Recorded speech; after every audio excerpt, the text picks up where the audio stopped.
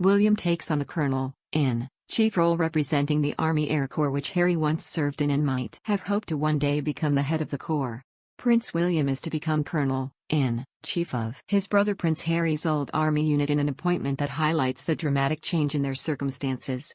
William, the heir to the throne, takes on the role representing the Army Air Corps, in which Harry once served as an Apache helicopter pilot, earning a reputation as a war hero for his actions attacking the Taliban in Afghanistan.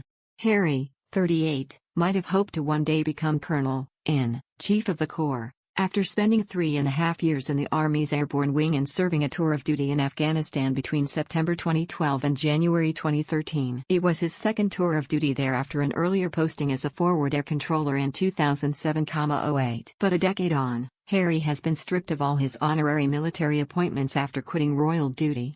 Instead, he is preparing to play polo in Singapore tomorrow, Saturday, after attending a sports conference in Tokyo organized by one of his main sponsors.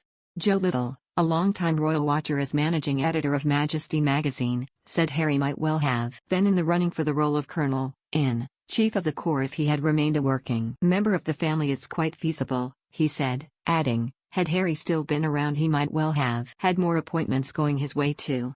Under a wider shake-up of military appointments by the King, William, 41, now also becomes Colonel in Chief of the Mercian Regiment and Royal Honorary Air Commodore of RAF Valley in Anglesey, North Wales, where he once served as an RAF search and rescue helicopter pilot.